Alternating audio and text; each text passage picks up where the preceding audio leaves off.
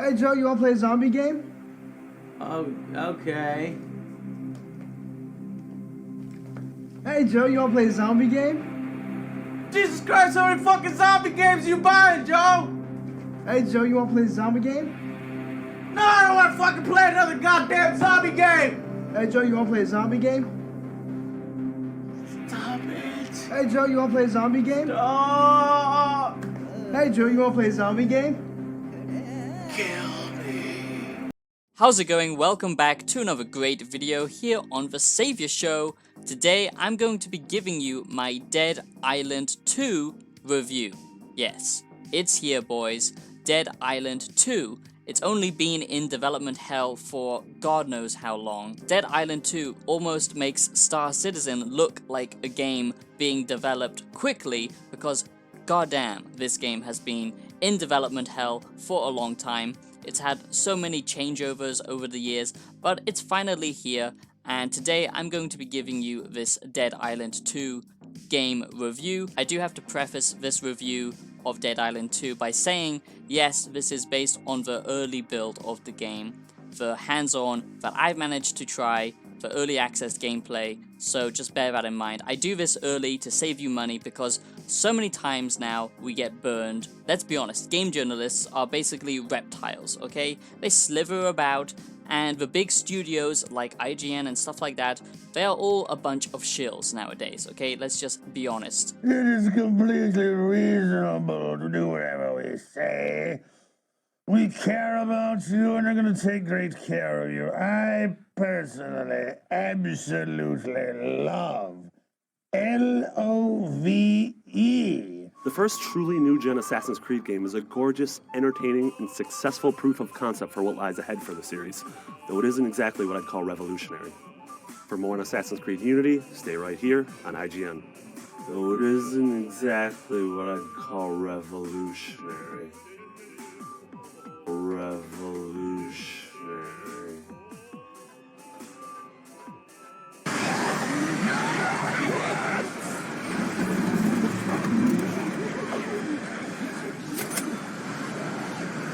And to be honest, because gaming has become so big now, big publishers, it's not so much of the developers at fault, it's the publishers who push out games early, who release, false gameplay. It's all about marketing these days, so we can never trust what we're actually gonna get. So I don't want to sound like a doomer, okay?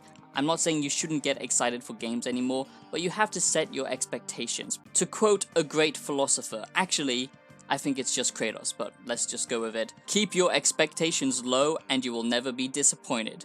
Wow, that sounds just like something Seneca would say. Don't expect this to be the next big open world zombie, RPG type game that's going to change everything. This game is great, and I'm going to get into all of my points just now. I'm just saying, set your expectations because this isn't anything new. So I hope you enjoy this review of Dead Island 2. If you do find yourself enjoying the video, subscribe. It takes 2 seconds, literally 2 seconds, to click that little red button, and that means so much to me. You have no idea how much it means to me. I try my hardest to give you honest and great videos. I put a lot of effort into them, so it just means so much to me if you just take the 2 seconds to do that. And join the Savior Empire today. If you like philosophical content, game reviews, and me basically just ranting about big corporations and dystopian stuff, you've come to the right place. Stick around, and you will not be disappointed. So like I said, I actually only managed to play a little bit of it, but I have also done my extensive research that I do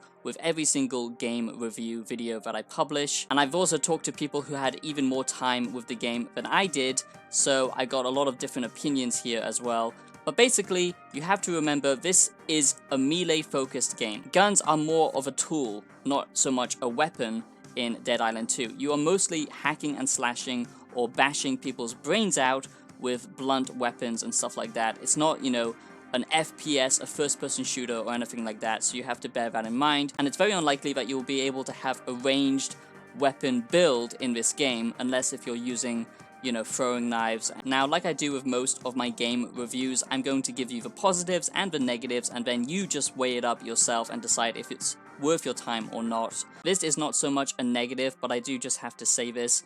This game feels very, very familiar, okay, with previous Dead Island games, especially the more recent Dying Light games. But for people who love that type of game where you're making electrical weapons or explosive weapons, stuff like that, you know, we've seen this so many times before, this kind of crafting elemental system, and especially in zombie games, they just go together so well, I guess.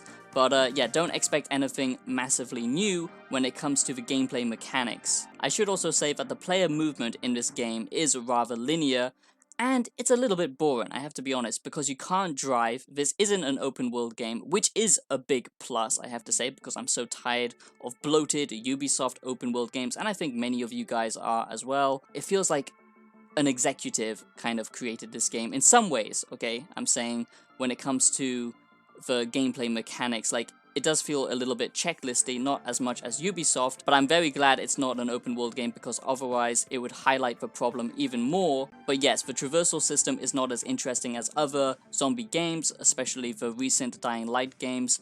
You know, you might like them, you might hate them, but you can't deny that the player movement was a lot more interesting. You know, you could just jump off and do a Zelda Breath of the Wild and fly around. Oh, boots on the ground gameplay, okay? That's pretty much Dying Light 2. As IGN, I'm sure they will love to say that, but goddamn. So because it's not an open world game, what do you get? Well, you get 10 different districts, and basically these districts are like small hub little open worlds. They are not just dungeons or corridors or something like that. You do have an option for exploration, and they are actually pretty big in their size, but they aren't open world, they're not connected. Think more along the lines of Metro, or Metro Exodus is a great example, I would say. Gotta have those high graphics, am I right, boys? We can't... Oh, a game without good graphics, that's a bad game, isn't it? We all know that. Gotta have those shiny graphics, never mind about the gameplay mechanics or interesting storylines or anything like that. Gotta have those shiny graphics. Gotta have that shine. I've gotta be honest, the graphics here are actually amazing. They are beautiful, it's very detailed, it's very nice, and I do like that it's not just going for a photorealistic graphical style.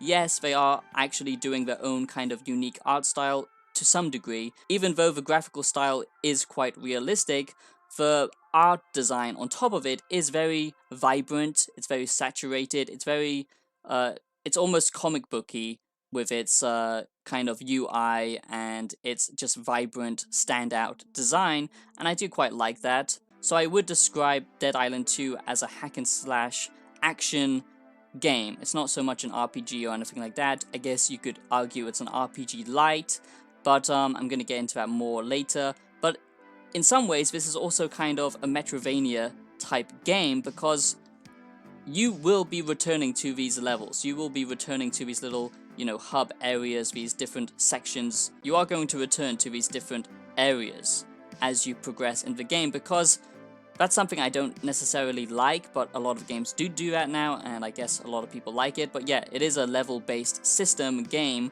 so if you go too far in your exploration, you will come across enemies that will just one-shot you because they are a higher level than you. It's not so much a skill-based game like, you know, Dark Souls. Obviously, that's a random comparison, but what I'm saying is you need to grind, you need to level up to actually explore everything, so you will be going back and there will be areas for you to unlock and see that you didn't previously when you were in that area. So I guess it's kind of like a Metroidvania type game in some ways.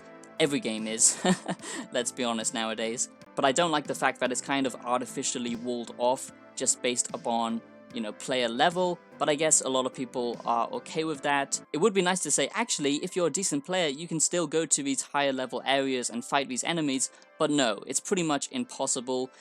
They just become absolute bullet sponges. The next thing is the side missions are fun here, and they are usually wacky, okay? They're pretty zany. I mean, the setting alone is perfect for satire because these are the most cringiest people to ever exist on planet Earth, the most self-centered, wannabe douchebags, but you can thank Silicon Valley and all of these demon vampires for giving you social media in the first place. But yeah, there is a lot of satire here, but I feel like that's a big negative for this game, and I'm going to get into that more. This setting and location would be perfect for satire if this was written by the same people who created South Park, you know, Matt and Trey Parker or something like that. This would be a great game because then it would set itself apart from the others, and it would be hilarious as well as a satisfying combat system. But sadly, the writing in this game is not that great, and the comedy aspect is just a little bit laughable, I've got to be honest. So yes, with the side missions, they are wacky, they are fun, but sometimes they are a little bit overbearing, a little bit cringeworthy, because sadly the writing here is sometimes a miss. Sometimes it works really well and you'll find a side mission or character. Like I said, I've only seen a few of them. You have 6 different characters to choose from with all unique strengths and weaknesses. For example, one might be better with heavy weapons and blunt weapons, and they get health kickbacks by, you know, killing zombies and stuff like that. And you might get another character who might be more agile and gets more stamina whenever they basically chuck a weapon at a zombie, stuff like that. So Dead Island 2 does have replayability because basically these different characters will change how you know, play the game. But to be honest, the combat differences are more on paper than in actual reality, because basically any character can chuck a weapon, any character can, you know, handle melee weapons. It's not so radically different that it walls off that type of gameplay for only one character, which is a bit of a shame, because that does kind of limit the impact of having 6 unique different characters. But I guess they didn't want to limit the player in that regard. The next thing that I do actually like, this is a big plus, is the skill cards, okay? This is so much better than a perk tree. I'm so tired of goddamn perk trees. Can't AAA games think of more unique ways to level up your characters? It's just artificial, and it's pretty boring at this point. But here we have skill cards. Think along the same lines as Fallout 76, and I know that sounds bad. Okay, it's not that bad. I'm just talking about the skill card system.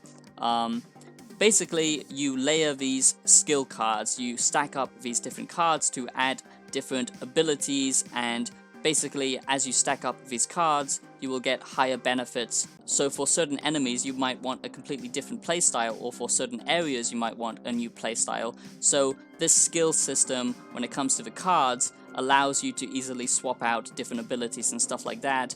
It basically just gives you some player agency and some variation with the gameplay, which is good. And later on in the game, you will come across these Newman cards, and basically they give you special skills and these cool takedown animations and stuff like that. Even though this is a cool idea on paper, and I think that's why a lot of games don't use this system, because it can be limiting, even though it gives you like a wide ocean of choice when it comes to player agency, I guess. It is also limiting because you basically have to box yourself out of certain, you know, abilities and skills, because you can't have all of these cards active at once. So it does basically mean you have to swap them out, or you have to only choose a set path. Oh, you want to play another zombie game? We can never get tired of zombie games.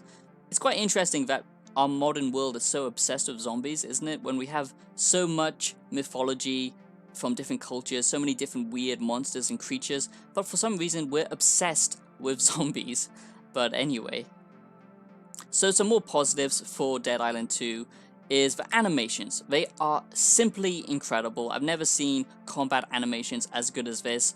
The flesh peeling system, technology, whatever you want to call it, is also just absolutely breathtaking and sometimes pretty disturbing, I've got to be honest. You know, you got to wonder, at what point does this become grotesque? You know, I love violence in video games. When you're literally bashing in the brains of a woman who is very thinly dressed, and it's just very realistic and disgusting. But hey, that's pretty cool, but it's also pretty gross. I like that crunch. I like it. I like that crunch. Crunchy time. They could have implemented new mechanics to make melee combat more interesting, perhaps dual wielding, stuff like that. You know, I just feel like the elemental design has been done to death at this point. I hope you're enjoying this Dead Island 2 review. And if you are, make sure that you do leave me a comment down below if you haven't already. Hopefully you haven't already typed out an angry comment criticizing me because I'm British and I sound like an evil villain. Then yeah, I hope you do leave me a comment. I love to discuss with you guys in the comments, and you do subscribe to the channel. It's like a fantastical lottery, okay, this channel. You never know what you're gonna get, so make sure you do stick around. Another thing that I do like about this is the strategy. There is some strategy to this game. Sadly, a lot of the times it does just end up being a hack and slash, but there is some cool moments, especially when you're one-to-one with a zombie, where you can think strategically, or even with groups, you know, because this game, I do like the fact that it is more one-to-one combat compared to something like Left 4 Dead. You do have to manage these mobs, and you do have to think about your environment and what you can use to your advantage. You know, it's not just simply explosive barrels. You know, that is where the elemental gameplay is more fun, and you can use the flesh peeling system to your advantage as well, like shooting the limbs off of certain enemies will slow them down, of course. And if you like games like Dead Island before or Dying Light, you're absolutely gonna love this. But where Dying Light is trying to be more serious, this is sometimes overly wacky, so that just depends on what kind of player you are, if you like that type of thing, and that would be perfect if it lands all of the time, but sadly it doesn't, and that's where it takes. And now that takes me to the negative point, which is the voice acting is sometimes a hit or miss. The worst thing about this, okay, and it's not just Dead Island. Oh, this grinds my gears when it comes to AAA games nowadays. God damn it.